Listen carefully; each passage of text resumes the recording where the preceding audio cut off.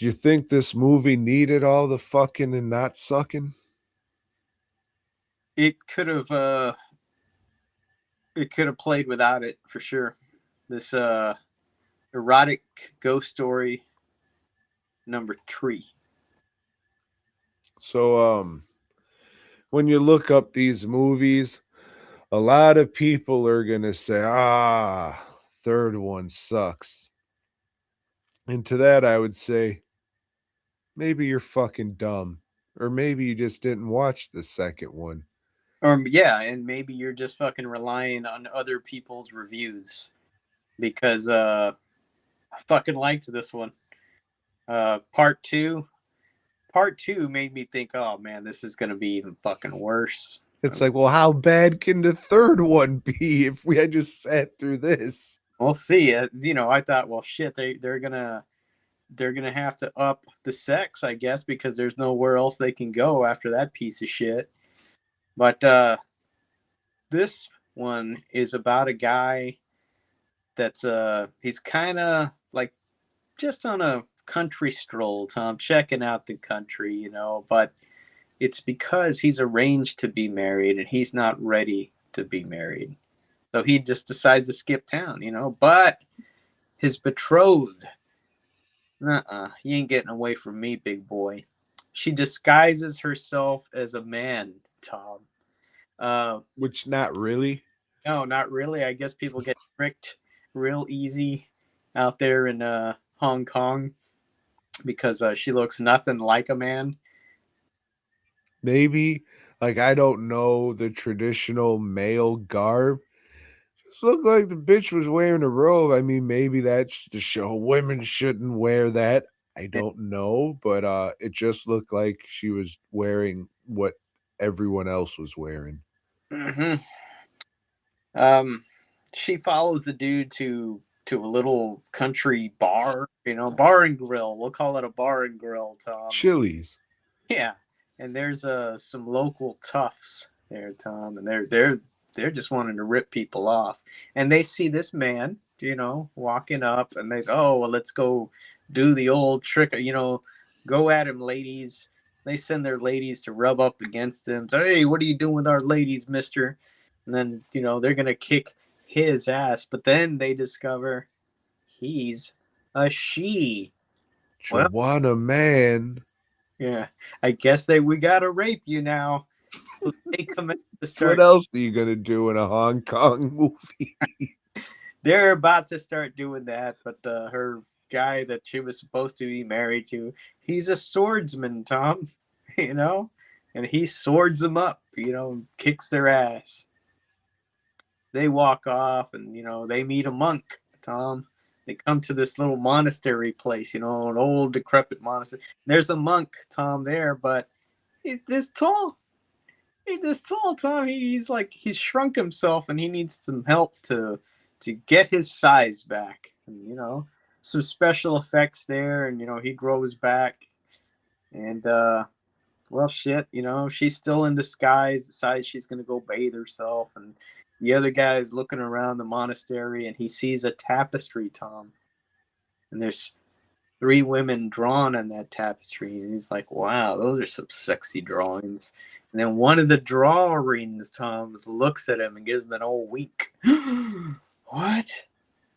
Well, that's not your average drawing tapestry, the monk tells him. That's actually a gateway to another dimension, and I But could. not just any dimension, Joe. It's hell. Yes. And hell, I guess, means different shit in the Buddhist religion or whatever. It's not like our type of hell. It's just another dimension, No, it's just a place you go to where just bitches want to suck your cock all day. So he's like, well, yeah, I mean, I kind of like that chick. I want to fuck her. Yeah, send me through this dimension. He goes over there, meets the 3 ladies, sleeps with the one he likes the most. While the other ones are fucking each other, whacking off and fucking each other in the room next door. And I'm sure they're sisters, if I remember correctly. The lady that runs wherever they live, she shows up. Oh, we got guests, huh? perfect, perfect. And she, after they're done fucking, she says, "Hey, I'm the matriarch here. I'm Mrs. Vixen or whatever, and we're gonna throw a little party tonight, and you're gonna be here." All right, and they get him drunk as fuck, Well, but it's because, they're gonna get married. He oh decides that, "Oh, yeah, I didn't wanna marry this bitch, but I'll marry this bitch." So so they're having a wedding party. yeah, but in the middle of this wedding party, while this guy's so drunk, Tom, this guy busts in. Oh shit! It's some kind of demigod or something, and he commences to raping these chicks, like, and then abduct one that this guy. And this is done in, as much as a comical fashion as going to San Antonio could be. Mm, And, no, no, I take that back. I take that back. It's not as wild as, Sex and Zen. no, no, I not. think that's as but just while this guy's fucking going from girl to girl, they might as well have played because that's how the shit is. It's like, what in the fuck? So he abducts that girl. I think her name is Oo or something, So something like that. He abducts her. The guy finally sobers up, and they say, "Oh yeah, that's what's his name. He's the keeper of whatever." And so, "Oh, I'm gonna get him now with my sword." And he runs over there and like challenges the dude. And the dude's like, "What the fuck's going on, dude? Why you want to fight me? Oh, fuck you!" And the guy kills him. And then here comes the matriarch. Hey, it was me all along, and now that he's dead, I can control all of this hell and then get into the earthly plane. And that other girl just lied to him, Tom. She set him up, the one he was gonna marry, and like he's crying some tears. Tom's like, out of the dungeon with you, you stupid fuck. Because they're all demons, you see, and you can't trust the devil. Yeah, you just can't do that, man. Um, Meanwhile, on Earth, the monk's like, well, shit, is this dude gonna come back? 'Cause he only had 24 hours. No, he only had as long as this incense would burn, because that's how those people tell time, you see. Yeah, and it's like one of those little ring things they sell for the mosquitoes. It burns in a coil. And once that burned up, he's gonna be Mm. trapped there. So the monk and the girl he was originally supposed to marry, they go in to save him, through the use of magic, and hey, but this chick might get raped too. Might get raped by the matriarch because that lady has a dick. You know? And it's up to the monk to go up that lady's ass I'm and get sure all our viewers appreciate you calling her a lady. and he causes problems inside her bowels, because he shrank again and got up inside her, and All up in yeah. it. So, yeah, the lady he was originally supposed to get married to, she ends up dying. Like, she sacrificed herself because he loved the guy, and the other guy's like, I don't care. At least this fucking demon bitch came into the real world now. All's well that ends well. He still gets to be with So at the end or whatever, they defeat the witch lady, uh I thought it was pretty good, man. But yes, so they could have cut the sex down to just like, not showing so much of it, or even eliminated it entirely and just have the idea of sex, and it still would have been a good movie. It wouldn't have been a category 3 movie. It might have reached a different audience or whatever, but like I mentioned this in my review, category 3 movies were what was selling, so what the fuck do I know? And movies then and now are made for the quick return, like let's get our money.